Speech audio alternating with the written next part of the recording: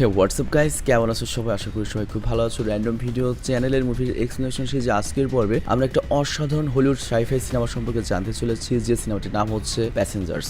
আর এই সিনেমাটি সম্পর্কে যদি বলি, এই সিনেমাটি খুবই আন্ডাররেটেড একটা সিনেমা। মানে সিনেমার কনসেপ্ট অনেক বেটার ছিল, সিনেমার কাহিনী অনেক বেটার ছিল, সিনেমাটা অনেক বেটার ছিল, বাট আনফরচুনেটলি এই সিনেমাটি ওয়ার্ল্ড ওয়াইড সেরকম কোনো সাড়া ফেলতে পারেনি। তো যাই হোক, এই সিনেমাটি নির্মিত হয়েছিল বাংলাদেশি প্রায় 1500 কোটি টাকা বাজেটে এবং বক্স অফিসে আয় করেছিল বাংলাদেশি প্রায় 3500 কোটি টাকা। এবং এই সিনেমার যদি আইএমডিবি রেটের কথা বলি, এই সিনেমাটার আইএমডিবি রেট হচ্ছে 10/7। আর একটা সাইফাই সিনেমা হিসেবে এটা কিন্তু যথেষ্ট ভালো একটা রেটিং। আর এখানে আমি যদি সাইফাই অ্যাডভেঞ্চার স্পেস সিনেমা হিসেবে ইন্টারস্টেলারের সাথে তুলনা করি, তাহলে ইন্টারস্টেলারের আইএমডিবি রেট ছিল হচ্ছে 8.7। ওই সিনেমাটার কথা অবশ্যই তোমাদের মনে আছে, এটাকে সর্বকালের সেরা স্পেস সিনেমা বলা হয়। আর এখানে এই সিনেমাটার আইএমডিবি রেট হচ্ছে 7। তো বুঝতেই পারছো এই সিনেমাটাও যথেষ্ট ভালো হয়েছিল। তো যাই হোক, আমরা বাড়তি কোনো কথা না বলে এই সিনেমাটির কাহিনী এনজয় করবো। তবে তার আগে যদি কোনো কমার্শিয়াল বিজ্ঞাপন থাকে, তুমি যেটা করবে সিম্পলি স্কিপ করে মূল ভিডিওতে যাবে। আর স্কিপ করার সিস্টেমটা আমি আবারও দেখিয়ে দিচ্ছি। তুমি যদি বর্তমানে মোবাইলে থাকো তাহলে যাবে হচ্ছে ডিসক্রিপশন থেকে দেখো, এখানে ডুরাশন দেওয়া রয়েছে। জাস্ট ডুরাশনে ক্লিক করবে। ডুরাশনে ক্লিক করলে তুমি ডাইরেক্ট অ্যাড স্কিপ করে মূল ভিডিওতে চলে যাবে, তোমাকে কখনোই অ্যাড দেখতে হবে না। তো আমরা অ্যাড থাকলে প্লে করে দিচ্ছি, না হলে মূল ভিডিওতে চলে আসছি।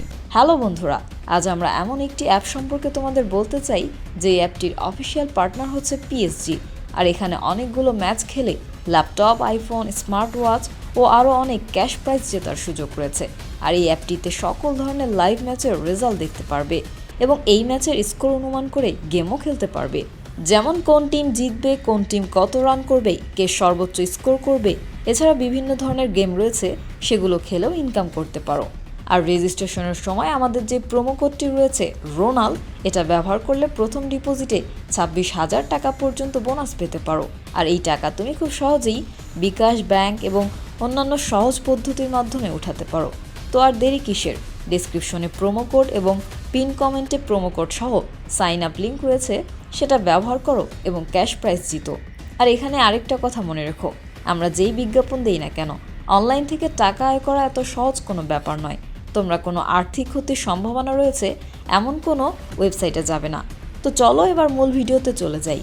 তো বিজ্ঞাপন শেষে আমরা মূল ভিডিওতে চলে আসলাম। তো এই সিনেমার কাহিনী শুরু হয় একটা স্পেসশিপ দেখিয়ে। আর এই স্পেসশিপটার নাম হচ্ছে দ্য স্টারশিপ অ্যাভিলন। আর এটা পৃথিবী থেকে অন্য একটা গ্রহের দিকে যাচ্ছিল। তবে অন্য গ্রহ বলতে যে এটা মঙ্গল গ্রহের কাছে যাচ্ছিল তা কিন্তু নয়, সম্পূর্ণ আলাদা একটা মিল্কি ওয়েতে শত শত লাইট ইয়ার দূরের একটা গ্রহতে যাচ্ছিল, যেটা দেখতে হুবহু পৃথিবীর মতো। এবং পৃথিবী অলরেডি ব্যবহার করার অযোগ্য হয়ে গিয়েছে, বিষাক্ত গ্যাস চলে এসেছে, বসবাসের অযোগ্য হয়ে পড়েছে, রোগ ছড়িয়ে পড়েছে এবং পৃথিবীর মেয়াদ শেষ। এই জন্য বিজ্ঞানীরা আস্তে আস্তে মানুষ জাতিকে পৃথিবীর মতো অন্য একটা গ্রহে ট্রান্সফার করছে। তো যাই হোক, এই স্পেসশিপটা কিন্তু খুবই হাইটেক ছিল এবং বর্তমানে অটো পাইলট মোডে ছিল, মানে অটোমেটিক্যালি নিজের মতো করে নিজে চলবে এবং এই শিপের যত কাজ শিপ নিজেই করে নেবে, কারণ এই শিপের মধ্যে রয়েছে নিজস্ব এআই সিস্টেম আর তাছাড়া একটা সুপার কম্পিউটার রয়েছে। আর এখানে আরেকটা বিষয় লক্ষ্য, এই স্পেসশিপের মধ্যে 258 জন ক্রু মেম্বার ছিল, মানে এই স্পেসশিপের পাইলট বা স্পেসশিপে যদি কোনো সমস্যা হয় সেগুলো ঠিক করার জন্য। এবং এর পাশাপাশি 5000 নর্মাল মানুষ ছিল এবং তারা সবাই বর্তমানে ক্রায়োজেনিক হাইপারনেশন স্লিপিং চেম্বারে ঘুমাচ্ছে। আর সাইফাই সিনেমা যারা দেখো তারা কিন্তু অবশ্যই ক্রায়োজেনিক স্লিপিং এর ব্যাপারটা অবশ্যই জানো। ক্রায়োজেনিক স্লিপিং হচ্ছে এমন একটা কনসেপ্ট যেটার মধ্যে একটা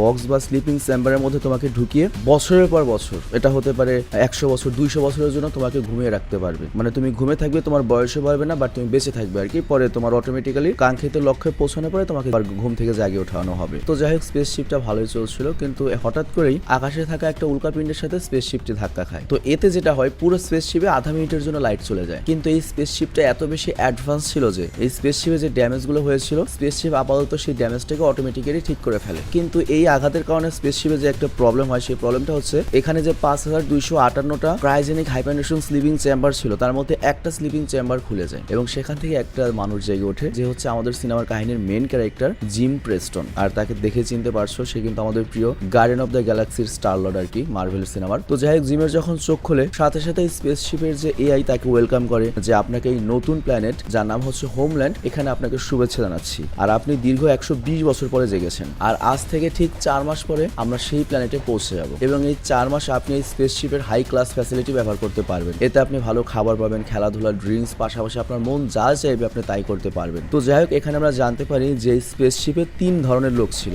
লেভেল 1, লেভেল 2, লেভেল 3। তো জিম ছিল একজন কৃষক, এজন্য সে ছিল সর্বনিম্ন লেভেলের, লেভেল 3। আর এখানে লেভেল 1, 2, 3 কে সিলভার, গোল্ড আর প্লাটিনাম হিসেবে ভাগ করা হয়েছিল। তো এখানে জিম যেহেতু গরিব মানুষ, তার লেভেলটা হচ্ছে সিলভার লেভেল। তো যাই হোক, জিম 120 বছর পরে জাগার কারণে সে অনেক ক্লান্ত ছিল। তো এই জন্য সে করে কি, তার জন্য যে নির্ধারিত কেবিনটা রয়েছে সেখানে গিয়ে শুয়ে পড়ে। আর পরের দিন তার ঘুম ভাঙলে সে এসে দেখে স্পেসশিপে ও ছাড়া আর কেউ নেই। ও তারপর পুরো স্পেসশিপ ঘুরে বেড়ায়, সকল কেবিন, সকল রুম, পাশাপাশি সকল ডিভিশন গিয়ে চেক করে। আর তখনও বুঝতে পারে যে একমাত্র ওই ঘুম থেকে উঠেছে। তো এরপরও করে কি সেই স্লিপিং চেম্বারে যাওয়ার চেষ্টা করে যেখানে ফ্লাইটের কেবিন ক্রুরা ঘুমিয়েছিল। এই স্পেসশিপের যে পাইলট, তারপরে তোমার যে কর্মকর্তারা ছিল, সে রুমে যাওয়ার চেষ্টা করে যে ঘটনা কি, কিন্তু সেখানে যাওয়ার তোর পারমিশন ওর ছিল না। তো অনেক চেষ্টা করেও কিন্তু কোনোভাবেই দরজা খুলতে পারে না, বৈধ উপায়ে অবৈধ উপায়ে কোনোভাবেই দরজা খুলতে পারে না। আর তারপরেও করে কি সব জায়গায় চেক করে, কোথাও কাউকে পায় না। আর তখনই সে একটা আর্টিফিশিয়াল ইন্টেলিজেন্সের আওয়াজ পায়। আর সে আর্টিফিশিয়াল ইন্টেলিজেন্স বলে, আপনাকে তারকা মণ্ডলে স্বাগতম, আপনি কি জানতে চান, আপনার সকল প্রশ্নের উত্তর এখানে রয়েছে। তো জিম তখন বলে, আমি জানতে চাই, আমি একলাই এখানে জেগেছি, এখানে আর কেউ নেই যে স্লিপিং চেম্বার থেকে জেগেছে, তো আমি কেন একা জেগে গেলাম। তো এআই এর কাছেও এর উত্তর ছিল না। তো এরপর সে এআই এর কাছে আবার জিজ্ঞাসা করে, আমরা এখন কোথায়। তো এরপর ওয়াই বলে, আমরা একটা জার্নিতে রয়েছি, যে জার্নিটা হচ্ছে 120 বছরের জার্নি, এবং আগামী 90 বছরের মধ্যে আমরা আমাদের লক্ষ্যে পৌঁছে যাব। তো এই কথা শুনে তো জিমের মাথায় আকাশ ভেঙে ওঠে। আর তারপর জিম সেই এআই কে জিজ্ঞাসা করে, আমরা কত বছর আগে পৃথিবী থেকে রওনা দিয়েছিলাম এই যাত্রার জন্য। তখন এআই বলে, আমাদের সফর আজ থেকে 30 বছর আগে শুরু হয়েছিল। আর তখন জিম বুঝতে পারে কাম সারছে, তার মানে 120 বছরের জন্য আমাকে হাইবারনেশনে পাঠানো হয়েছিল, বাট আমি আগেই জাগনা হয়ে গিয়েছি, এমনটা হওয়ার কথা ছিল না। তো এই জন্য সে আবারও শিপে গিয়ে জিজ্ঞাসা করে তার মতো আর কেউ জেগে উঠেছে কিনা, কিন্তু সে কাউকে খুঁজে পায় না। আর এরপর সে আবারও এআই এর কাছে যায় এবং তাকে জিজ্ঞাসা করে, আমি যদি পৃথিবীতে কোনো মেসেজ পাঠাতে চাই আমি কিভাবে পাঠাতে পারি। আর তারপর জিম আরো বলে যে আমার স্লিপিং চেম্বারের সমস্যা হয়েছে, যার জন্য আমি অনেক আগেই জেগে উঠেছি, আর আমি এটা ঠিক করতে পারছি না, তো এর জন্য আমি হেল্প চাই। তো তুমি পৃথিবীতে কন্ট্যাক্ট করো যে এখন আমি কিভাবে স্লিপিং চেম্বারটা ঠিক করতে পারি বা কিভাবে এই সমস্যাটার সমাধান করতে পারি, কারণ কাঙ্ক্ষিত ডেস্টিনেশনে পৌঁছাতে তো আরো 90 বছর লাগবে। আমি যদি এভাবে জেগে থাকি এখন এই জায়গাতে, তাহলে তো আমি মারা পড়বো। তো কম্পিউটার তখন বলে, আপনি যে মেসেজটা পাঠিয়েছেন সেটা আমরা পৃথিবীতে পাঠাচ্ছি, 19 বছর লাগবে এই মেসেজটা পৃথিবীতে পৌঁছাতে, এবং আপনার মেসেজ পাওয়ার পরে অবশ্যই পৃথিবীর যে সেন্টার রয়েছে সেখান থেকে তারা অবশ্যই একটা জবাব দিবে। আর পৃথিবী থেকে মেসেজটা পাঠালে আমাদের কাছে পৌঁছাতে 36 বছর সময় লাগবে, কারণ ততদিনে আমরা আর অনেক এগিয়ে যাব। তো মোটামুটি 55 বছর পরে আপনার মেসেজের রিপ্লাই পাবেন। তো এটা শুনে জিম তো মনে করো আকাশ থেকে ভেঙে পড়ে, মানে বুঝতেই পারছো একেবারে বড় ধরনের ফেসে গিয়েছে। তো এরপরও করে কি পুরো স্পেসশিপে ঘুরতে থাকে, আর ঘুরতে ঘুরতে হঠাৎ করে একটা বার দেখতে পায়। আর সেখানে একটা বার টেন্ডার দাঁড়িয়েছিল, যেটা ছিল একটা মানুষ, যার নাম ছিল আর্থার। তো জিম তো ওকে দেখে অনেক খুশি হয়ে যায়, অনেক আগ্রহ নিয়ে ওর কাছে যায়, কিন্তু কাছে গেলে দেখা যায় এটা কোনো মানুষ না, এটা একটা রোবট। বাট আর কোনো উপায় না থাকাতে আর্থার করে ওই রোবটের সাথে কথা বলা শুরু করে। আর সবচেয়ে বড় কথা, এখানে অন্তত একটু মদ পাওয়া গিয়েছে আর কি, মানে একেবারে খারাপের মধ্যে একটু ভালো পাইলো আর কি। তো জিম তখন ওকে জিজ্ঞাসা করে যে হোমল্যান্ডে পৌঁছাতে আসলে কত বছর লাগবে আরো। তো আর্থার বলে, হ্যাঁ আপনার আরো টোটাল 90 বছর লাগবে। তো জিম তখন বলে, 90 বছর যদি আরো বাকি থাকে তাহলে আমি এখানে বসে রয়েছি কেন। তো আর্থার তখন বলে, হ্যাঁ আপনি তো ঠিক বলছেন, আপনার তো এখানে থাকার কথাই ছিল না, কারণ এই স্পেসশিপে আপনারা যতজন মানুষ রয়েছেন তাদের 4 মাসের খাবার, 4 মাসের রসদ সরবরাহ মজুত করা রয়েছে। তো জিম তখন বলে, আমি এখন কি করতে পারি। তো আর্থার বলে, এটা তো আমার রেকর্ডে নেই, আমি শুধুমাত্র এখানে আপনার মদ চাইলে মদ দিতে পারি। তো এই কথা শুনে জিম মন খারাপ করে চলে যায়। আর পরের দিন জিম চিন্তা করতে থাকে, আমার যে কোনো ভাবে আমার স্লিপিং চেম্বারটা ঠিক করা উচিত। আর তারপর সে করে কি টেকনিক্যাল রুমে যায়, সেখান থেকে অনেকগুলো যন্ত্রপাতি নেয়, আর তারপর স্লিপিং চেম্বার ঠিক করার চেষ্টা করে, কিন্তু কোনোভাবেই পায় না। আর এটা পারা সম্ভব নয়, কারণ বুঝতেই পারছে জিম একজন কৃষক, আর এগুলো সব হাইটেক অ্যাডভান্স টেকনোলজি। তো জিম তখন মন খারাপ করে এবং বুঝতে পারে না যে 90 বছরও কিভাবে কাটাবে, কারণ পুরো শিপও একলা রয়েছে। তো এর জন্য ঠিক করে ও সেই কেবিনে যাবে যেখানে সকল কেবিন ক্রু এবং তার টিম শুয়ে রয়েছে, এবং তাদের যদি ও জাগাতে পারে হয়তো তারা জিমকে হেল্প করতে পারবে, মানে এটা ঠিক করে দিতে পারবে। তো সে অনেক চেষ্টা করে দরজা খুলতে, বাট বারবার সকল চেষ্টা বিফলে যায়, কারণ ওই দরজাটা হাইলি অ্যাডভান্স এবং মজবুত ছিল, সেটাকে একদমই খুলতে পারে না। তো সন্ধ্যায় জিম করে কি বারে যায় আবারও, এবং সেখানে ওই রোবট আর্থারের সাথে কথা বলতে থাকে যে তোমার কাছে এমন কোনো কি উপায় রয়েছে যাতে আমি ওই স্লিপিং চেম্বারে গিয়ে আবার ঘুমাতে পারি। তো আর্থার তখন বলে, প্রথমত আপনি এমন একটা জায়গায় রয়েছেন যেখানে আপনার থাকা উচিতই ছিল না, তবে তারপরে আপনার যেহেতু ঘুম ভেঙে গিয়েছে, আমার মনে হয় আপনার নিজের মতো করে এখন জীবন কাটানো শেখা উচিত। তো এই কথা জিমের মন মানসিকতাকে চেঞ্জ করে দেয়। জিম ভাবতে থাকে তার মানে 90 বছর আমাকে এখন একলাই বেঁচে থাকার জন্য রেডি হতে হবে। তো এরপর জিম করে কি সেখানে যে তোমার ওই প্লাটিনাম যে রুম রয়েছে, মানে সবচেয়ে বড় লোকদের জন্য যে লাক্সারি রুম রয়েছে, সেগুলো ট্রাই করে। আবার এখানে উল্লেখ্য ওর কাছে তো শুধুমাত্র সিলভার লেভেলের পাস ছিল, তবে যে কোনো ভাবে মনে করো যে সুইচ টুইচ ভেঙে বা মনে করো দরজা টরজা ভেঙে ও করে কি ওই প্লাটিনামে ঢুকে যায়, রাজকীয় একটা জায়গায় যায়, এখানে লাক্সারি জীবনের সবকিছু রয়েছে। অনেকটা সময় এভাবে কেটে যায়, 2-3-4 মাস চলে যায়, ওর চুলদারি বড় হয়ে যায়। তবে জিমের মন অনেক কষ্ট ছিল, মানে সবই রয়েছে, খাবার রয়েছে, ড্রিঙ্ক রয়েছে, মজার অনেক জিনিস রয়েছে, বাট একটা মানুষ নাই। তো মনের দুঃখ করে একদিন ড্রিঙ্কস করতে করতে স্লিপিং চেম্বারে যায়, যেখানে অনেকেই ঘুমিয়ে রয়েছে, মানে এতগুলো মানুষ থাকলেও নেই। আর এখানে আমার হাইওয়ের একটা গান মনে করে গেল, সবার মাঝে একলা আমি। তো যাই হোক, জিম এখানে সবাইকে দেখে অনেক উদাস আর পেরেশান হয়ে যায় যে শালারা তোরা কত সুন্দর ঘুমাচ্ছিস আর আমার ঘুমটা আগে ভেঙে গেল। তো রাগে দুঃখে জিম সিদ্ধান্ত নেয় এভাবে বাঁচা তো সম্ভব নয়, নয়, আমি নিজেকে শেষ করে দেবো। তো কারিকো ওখানে বোতলটা ফেলে স্পেস স্যুট না পরে সেখানকার মেইন দরজা খুলে প্রাণ দিতে যায়, কিন্তু বাটন প্রেস করতে যখন যাবে তখন ও সাহস হারিয়ে ফেলে, মানে এমনটা আর করতে পারে না, ওর সাহসে কোলায় না সুইসাইড করতে। তো যখন আবার স্লিপিং চেম্বারে ফেরত আসে, একটু আগে যে বোতলটা ফেলে গিয়েছে সেই বোতলে পা পিছলেও পড়ে যায়। আর এরপর যখন ও ওঠে তখন স্লিপিং চেম্বার অনেক সুন্দর একটা মেয়ে দেখতে পায়, আর ওইখানে ওই মেয়েটির সম্পর্কে বিস্তারিত ছিল। মেয়েটির নাম ছিল হচ্ছে অরোরা। তো মেয়েটিকে দেখে জিম ভালোবেসে ফেলে, আর পরের দিনেও করে কি কফি আর নাস্তা নিয়ে সেই মেয়ের চেম্বারে পাশে বসে এবং মেয়ের সম্পর্কে জানতে থাকে, মানে মেয়ের রেকর্ডিং ভিডিওগুলো এখানে ছিল। তো জিম আরো পছন্দ করে ফেলে, আর তারপর ও বাড়ি গিয়ে আর্থারকে বলে যে আমি তোকে জাগাতে চাই। আর্থার বলে না, এটা অনেক বড় একটা ভুল কাজ হবে, আপনি এমনটা করতে পারেন না। কিন্তু জিম বলে আমি একা এভাবে বাঁচতেও পারছি না, আমার কাছে কোনো উপায় নেই, আমি একা থাকতে থাকতে বিরক্ত হয়ে গিয়েছি। তবে তারপরেও জিম সাহস করে না যে আরেকজনের জীবন নষ্ট করবে, এটা কি সম্ভব? কারণ যাকে উঠাবে তারও তো আর 90 বছর থাকতে হবে, 90 বছর কি কেউ বাঁচবে নর্মালি বাইরে? তো এইভাবে অনেক মাস চিন্তা করার পর, অনেক কষ্ট করার পরে জিম আর থাকতে পারে না, সে সিদ্ধান্ত নেয় সে মেয়েটিকে জাগিয়ে তুলবে। তো এরপরও করে কি টেকনিক্যাল রুম থেকে কিছু জিনিসপত্র নিয়ে মেয়েটির যে স্লিপিং চেম্বার রয়েছে সেখানে যায় এবং সিস্টেমে ইচ্ছে করে সমস্যা করে দেয়। তো এর ফলে যেটা হয়, স্লিপিং চেম্বার বন্ধ হয়ে যায় এবং অটোমেটিক্যালি অরোরাও জেগে যায়। কিন্তু অরোরা জেগে যাওয়ার আগে জিম করে কি সেখান থেকে পালিয়ে যায়, যাতে অরোরা জানতে না পারে যে জিমি এই কাজটা করেছে। তো যাই হোক, এরপর অরোরা যখন ওঠে, ওই এআই কম্পিউটার করে কি অরোরাকেও ঠিক একইভাবে তোমার ওই স্বাগতম জানায়। তো অরোরা যখন ওঠে ও তো অবাক হয়ে যায় যে আমি একা জেগে উঠলাম কিভাবে, মানে জিমের সাথে যা হয়েছিল ওর সাথেও তাই হয়। আর তারপর ও পুরো শিপে ঘুরে চিৎকার করতে থাকে, কেউ কি শুনছো, এখানে কি কেউ আছে? তো এরপর আমাদের নায়ক জিম করে কি এমন একটা ভাব নিয়ে আসে যেন ও কিছুই জানে না। তো অরোরা ওকে দেখে জিজ্ঞাসা করে তুমি কি কোনো ক্রু মেম্বার নাকি যাত্রী? জিম বলে আমিও তো আপনার মতো একজন যাত্রী। তো অরোরা জিজ্ঞাসা করে আসলে এটা হচ্ছে কি? আমি দেখছি আমি বাদে বাকি সবাই ঘুমাচ্ছে, বাকি সব স্লিপিং চেম্বার বন্ধ, শুধুমাত্র আমারটাই খোলা রয়েছে। জিম তখন বলে এটা হয়তো কম্পিউটারের কোনো এরর, আমার সাথেও ঠিক এরকমই হয়েছে, আমার স্লিপিং চেম্বারও কিছুদিন আগে খুলে গিয়েছে। তো এরপর কথা বলতে বলতে তারা আবারও করে ওই তারামণ্ডলের রুমে যায়, আর যেখানে গিয়ে এআই এর কাছ থেকে তারা জানতে পারে যে তাদের ডেস্টিনেশনে পৌঁছানোর জন্য আরো 79 বছর লাগবে। তো তখন অরোরা জিমকে জিজ্ঞাসা করে যে তুমি কবে জাগনা হয়েছে? তো জিম বলে আমি 1 বছর 3 মাস আগে জাগনা পেয়েছি। তো অরোরা এটা শুনে ঘাবড়ে যায় এবং দৌড়িয়ে স্লিপিং চেম্বারের দিকে যেতে থাকে ঘুমানোর জন্য। তো জিম তখন বলে এটা আর পসিবল নয়, আপনি আর ঘুমাতে পারবেন না, আমি অনেকবার চেষ্টা করেছি বাট ফেল হয়েছি, কারণ এই স্লিপিং চেম্বারে ঢোকানোর আগে আমাদের একটা বিশেষ ট্রিটমেন্ট করে তারপরে স্লিপিং চেম্বারে ঢোকানো হয়েছিল পৃথিবী থেকে, যেটা এখন এখানে আর পসিবল নয়। এটা একমাত্র আমরা যদি এভিলনের যে মেন সেন্টার ছিল পৃথিবীতে সেখানে থাকতাম তাহলে পসিবল হতো। তো জিম ওকে কোনো মতো শান্ত করে, আর তারপর অরোরা যায় হচ্ছে তার কেবিনে, মানে প্লাটিনাম কেবিনে আর কি, আর সে ছিল একজন উন্নত মানের রাইটার। তো পরের দিন ঘুম থেকে উঠলে অরোরা অনেক খোঁজার চেষ্টা করে যে স্লিপিং চেম্বারে কিভাবে আবার ঘুমানো যায়, কিন্তু কোনো ইনফরমেশন পায় না। আর তখন সেখানে জিমও চলে আসে, আর জিমের ভাব দেখে তো বুঝতেই পারছো ও ভালো সাজার চেষ্টা করছে। তো যাই হোক, তখন তারা ব্রেকফাস্ট করতে করে একটা হলে যায়, আর এখানে আমরা দেখি জিমের কাছে লেভেল 3 খাবার এসেছে আর অরোরার কাছে লেভেল 1 এর অনেক ভালো খাবার এসেছে। তবে অরোরা অনেক ভালো মেয়ে ছিল, সে করে কি ওর ফার্স্ট ক্লাস নাস্তা শেয়ার করে খায়, আর এটা নিয়েও কথা বলে যে কিভাবে ওরা আবার স্লিপিং চেম্বারে ফেরত যেতে পারে। তো জিম তখন বলে যে আমি গত 1 বছর ধরে সকল ধরনের উপায়ে চেষ্টা করেছি যাতে স্লিপিং চেম্বারে আবার ফেরত যেতে পারি, বাট কোনো আইডিয়া আজ পর্যন্ত কাজ করেনি। কিন্তু আমি যেটা বুঝতে পেরেছি, বর্তমান যে পরিস্থিতি রয়েছে এই পরিস্থিতির সাথে আমাদের মানিয়ে নিয়ে এই পরিস্থিতিটা আমাদের এনজয় করতে হবে। তো যাই হোক, অরোরা যেহেতু একটা রাইটার, সেজন্য সে এই পরিস্থিতি নিয়ে বই লিখতে শুরু করে যে জেগে ওঠার পরে সে কেমন ফিল করছে, কি করছে। আর তারপর জিম যায় আর্থারের কাছে এবং আর্থারকে বলে ভাই তোমাকে কিন্তু এটা লুকিয়ে রাখতে হবে, কোনোভাবেই কিন্তু অরোরাকে বুঝতে দিও না আমি ওকে ঘুম থেকে জাগিয়েছি। তো আর্থার বলে আচ্ছা ঠিক আছে, আমি আপনার এই রহস্যকে সবসময় রহস্যই রাখবো, কারণ আমি একজন জেন্টলম্যান। কিন্তু অরোরা এরপর থেকে লাগাতার চেষ্টা করতেই থাকে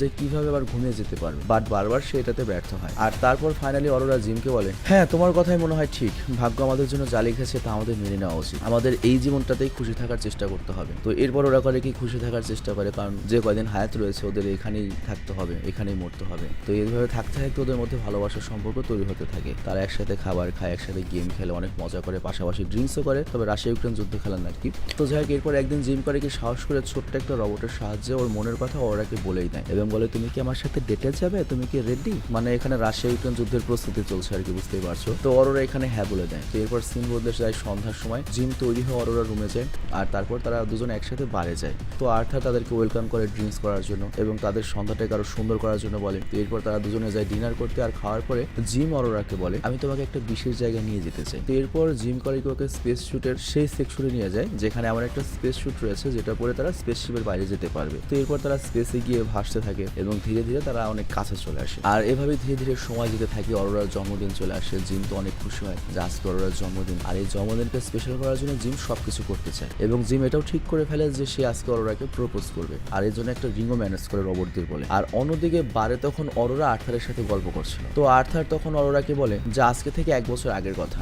যখন জিম আপনার সাথে দেখা করার জন্য অস্থির হয়ে গিয়েছিল। তো এই কথা শুনে অরোরা তো শকড হয়ে যায়। আর্থারকে জিজ্ঞাসা করে তুমি এটা কি বলছো, আমাদের তো দেখা হলো মাত্র 2 মাস হয়েছে, আজকে থেকে 1 বছর আগেও আমার সাথে দেখা করার জন্য অস্থির হয়ে গিয়েছে মানে। তো আর্থার তখন বলে দেয় যে জিম অনেকদিন ধরে চিন্তা করছিল আপনাকে ঘুম থেকে জাগাবে, কিন্তু ও আসলে ডিসাইড করতে পারছিল ওরা ঘুম থেকে জাগাবে কি জাগাবে না। কিন্তু দেখুন জাগিয়ে একটা ভালো সিদ্ধান্তই করেছিল। এখন আপনাদের মধ্যে সবকিছু ঠিকঠাক চলছে, আপনারা অনেক কাছে চলে এসেছেন। বাট এই কথা শুনে অরোরার বুঝতেই পারছো কেমন লাগতে পারে। মানে এটা তো একজনকে খুন করার মতো, হত্যা করার মতো, মানে জেনে শুনে একজন মানুষকে হত্যা করা, কারণ সে কখনোই নতুন পৃথিবী তার পৌঁছাতে পারবে না, এখানেই তার মৃত্যু হয়ে যাবে। তো এটা শুনে অরোরা একেবারে মনে করো শকড হয়ে যায়। আবার অন্যদিকে আর্থার কিন্তু কিলিপ বাজায় ও একটা রবট। ও অরোরাকে এই কথা এই জন্য বলেছে কারণ ও মনে করেছিল জিম এতদিনে হয়তো অরোরাকে সকল সত্য বলে দিয়েছে। কারণ একবার জিম যখন বারে আর্থারের সাথে কথা বলেছিল তখন সে আর্থারকে বলেছিল যে আমাদের মধ্যে অনেক সম্পর্ক গভীর হয়ে গিয়েছে, আমাদের মধ্যে কোনো কথা আর লুকানো নেই। তো এই জন্য আর্থার মনে করেছে যে জিম আর আরোরার মধ্যে হয়তো কোনো কথা লুকানো নেই, আরোরাকে হয়তো সব বলে দিয়েছে। কিন্তু একটু পরে যখন জিম আসে ওকে দেখে আরোরা অনেক রেগে যায় এবং বলে তুমি আমাকে কেন জাগিয়েছো। আর জিম তখন খিস খেয়ে যায় যে আর্থার তাকে সকল সত্য বলে দিয়েছে। তো জিম অনেক বোঝানোর চেষ্টা করে কিন্তু আরোরা অনেক বেশি রেগে যায়, কোনো কথা শুনে না, সেখান থেকে চলে যায়। তো এই ঘটনায় আরোরা অনেক ধাক্কা পায়, আর ধাক্কা পাবেই না কেন, সে জিমকে আপন মনে করেছিল, ওর সাথে নতুন জীবন শুরু করতে যাচ্ছিল। কিন্তু এখনো জানতে পারে যে জিম উল্টো ফায়দা নিয়েছে, ওকে ইচ্ছে করে 89 বছর আগে জাগিয়ে তুলেছে। তো এই কারণে জিমের উপর অনেক রেগে যায়। আর এদিকে জিম পুরোপুরি ভেঙে পড়ে, একে অপরের সাথে প্রায় 1 মাস হয়ে গেছে কথা বলে না। তো এরপর আমরা দেখতে পাই ওরা সেই জায়গায় পৌঁছায় যেখানে জিমে একটা স্পেসিফিক গাছ লাগিয়েছে। এই গাছগুলোকে মূলত হাইবারনেশনে নেওয়া হচ্ছিল যাতে গাছগুলো কখনোই বড় না হয়, যাতে নতুন পৃথিবীতে আমাদের পুরাতন পৃথিবীর কিছু বীজ বা কিছু গাছ ওখানে গিয়ে রোপণ করা যায় বা ফসল ফলানো যায়। কিন্তু আমাদের জিম করেছে কি মাতবরি করে ওখানে একটা গাছ লাগিয়ে দিয়েছে। তো এটা দেখে ওরা বুঝে যায় এটা নিশ্চয়ই জিমের কাজ, কিন্তু সে এটাতে কোনো রিয়াক্ট করে না, সেখান থেকে চলে যায়। কিন্তু তখনই সে পেছন থেকে কারো চিৎকার করা আওয়াজ শুনতে পায় এবং বলে স্পেসশিপের মধ্যে এই গাছটাকে লাগিয়েছে। তো আমরা দেখতে পাই নতুন আরেকটা ক্যারেক্টার যার নাম হচ্ছে গেসমান শুকো। আর তাকে দেখে চিনতে পারছো তুমি যদি ম্যাট্রিক্স সিনেমা দেখে থাকো, ম্যাট্রিক্স সিনেমার একটা মেন্টর ছিল তিনি। তো যাই হোক সে ছিল এই স্পেসশিপের পাইলট, মানে একেবারে হেড পাইলট। তো জিম আর আরোরা তার আওয়াজ পেয়ে দৌড়ে তার কাছে যেতে থাকে। তো জিম বলে এই গাছটা তো আমি লাগিয়েছি, আসলে হয়েছে কি আমি তো 90 বছর আগে জাগনা হয়ে গিয়েছি, তো এই কারণে আমার